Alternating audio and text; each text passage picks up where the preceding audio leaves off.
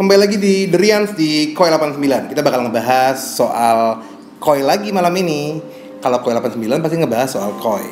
Nah, di video kali ini gue bakal ngebahas apa aja persiapan yang harus lu buat atau lu rencanakan sebelum membuat kolam Koi yang proper.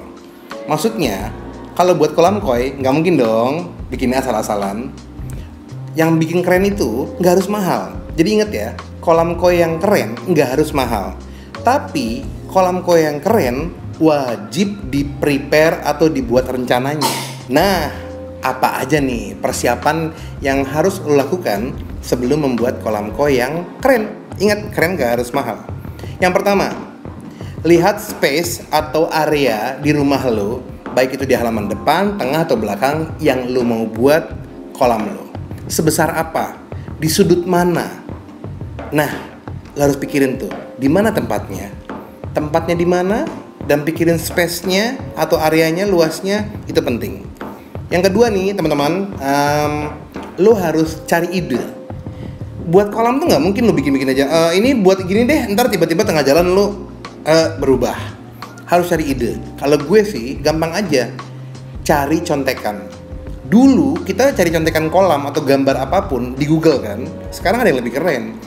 Kalau lu punya handphone Android maupun iPhone, coba lu download aplikasi yang namanya Pinterest. Di Pinterest tuh lu bisa nyari semua macam gambar yang bisa lu tiru untuk menjadi ide lu. Nah, kalau mau kolam Koi, lu harus pakai bahasa Inggris sih bagusnya. Koi pond, kolam Koi.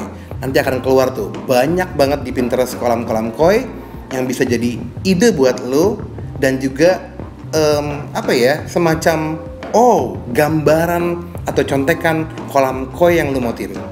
Setelah lu nyari ide atau contekan untuk buat kolam Koi yang keren, lu harus cari yang namanya tukang. Tukang nggak sembarangan nih. Sering banget terjadi nih, kita suka buat kolam Koi dengan tukang taman. Ingat ya, gua tidak bermaksud menganggap remeh tukang taman.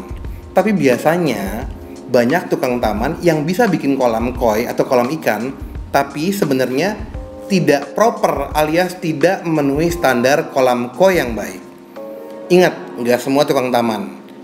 Jadi, ada juga tukang taman yang ngerti, yang biasa bikin kolam Koi yang proper. Tahu kolam Koi itu berarti dalamnya minimal berapa, harus ada chamber filternya, seluas berapa persen dari luas kolam, pipanya pakai pipa sebesar apa, itu penting banget. Jadi intinya, nggak harus tukang taman, nggak berarti tukang taman itu jelek, tapi cari tukang buat kolam yang profesional. Baik itu tukang taman, tapi yang sudah berpengalaman, dan lo harus cek gimana dan apa aja kolam yang pernah dia buat. Lihat fotonya dong, no photo hoax. Atau cari tukang kolam profesional. Kadang-kadang tukang kolam profesional itu nggak harus orang yang punya ide, gambar kolamnya, lalu bikin kolam. Contoh, ada seorang yang kreatif banget dan juga hitungan pembuatan kolamnya sangat proper dan sangat memenuhi standar kolam Koi, yaitu Om Pur dari Koi Keiko. Nah, Keiko Koi ya, lu bisa lewat dia, minta gambarin dengan dia, dan dia bisa juga langsung ngerjain projectnya. Dia punya tukang sendiri. Jadi ingat, tukangnya bukan dia punya anak buah lagi.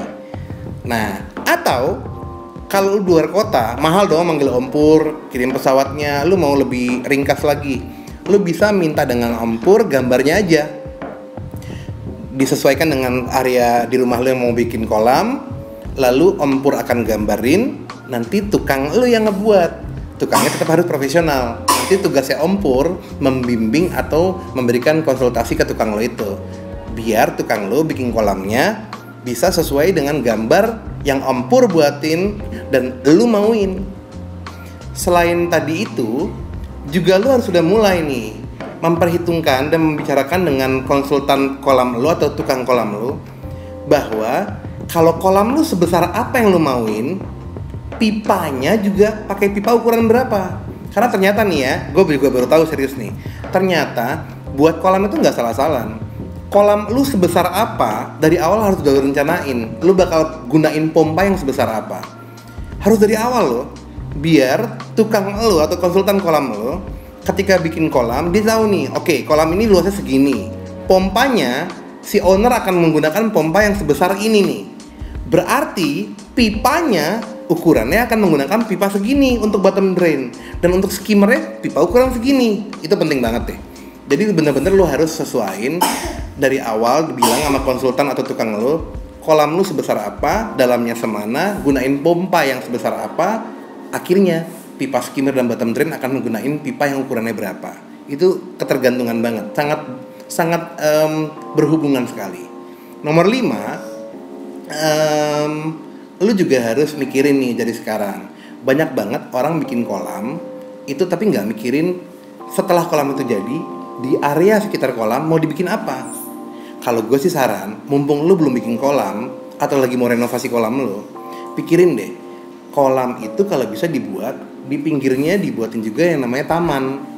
Mau dia taman kering, tamannya kecil, tropis, terserah temanya apa, sesuai selera lu. Tapi dipikirin tuh, taman-taman itu penting banget. Karena kolam yang bagus buat gue satu kesatuan dengan taman.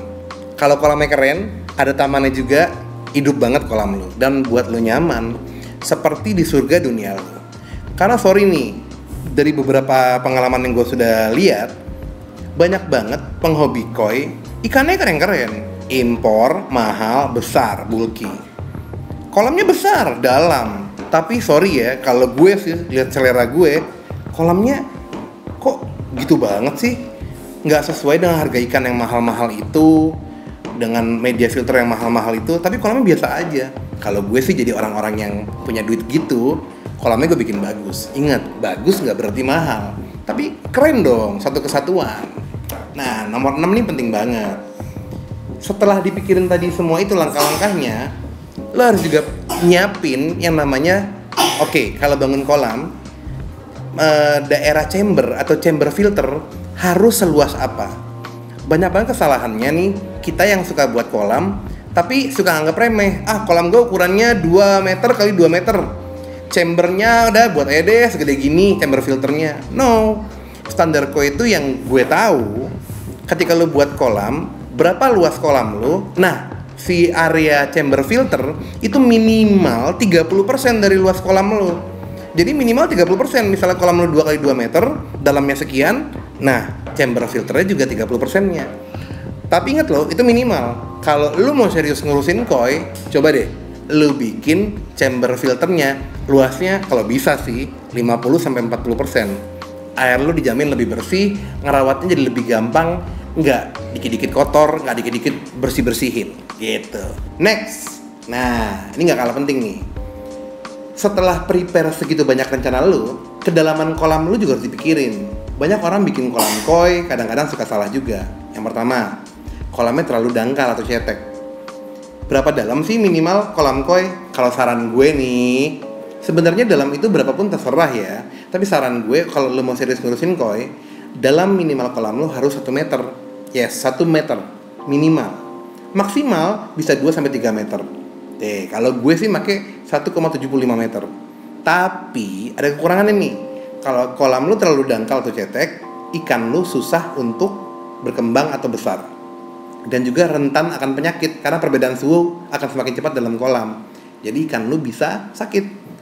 Kalau kolam lu terlalu dalam, sehat banget, tapi lu nggak bisa sering-sering atau terlalu nyaman menikmati ikan lu, ikan koinya. Kenapa? Karena ikan koi pasti di dalam terus nyelam, nggak akan seru dong, ya kan? Tapi ya selera ya, kembali. Intinya gini deh, minimal 1 meter dalamnya, jangan kurang, itu minimal. Makin dalam makin bagus. Tapi makin dalam sekali, makin gak seru juga sih untuk menikmatinya. Tapi untuk membesarkannya sangat proper. Nah, itu aja tips untuk ngebikin kolam koi yang proper.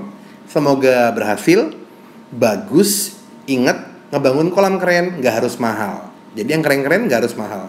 Yang paling penting adalah serius, kedalamannya oke, cari ide, bikin yang keren, dan ketinggian kolam juga harus oke semuanya. Dan luas chamber filter dan lain-lain juga harus oke. Ya semuanya lah tadi, ingat-ingat lagi. Nah, sebelum gue pamit, nih lo bisa lihat ada beberapa rekomendasi gambar kolam koi untuk contekan lo. Jadi kalau lo bingung, gue bantuin nih 10 gambar atau 10 foto dokumentasi kolam-kolam yang gue anggap keren. Ingat, gak harus niru ini banget ya, tapi minimal lo bisa tiru, luasnya bisa lo kecilin, modelnya agak lo tiru-tiru dikit, buat bahan contekan. Salam Nisigoy, cheers!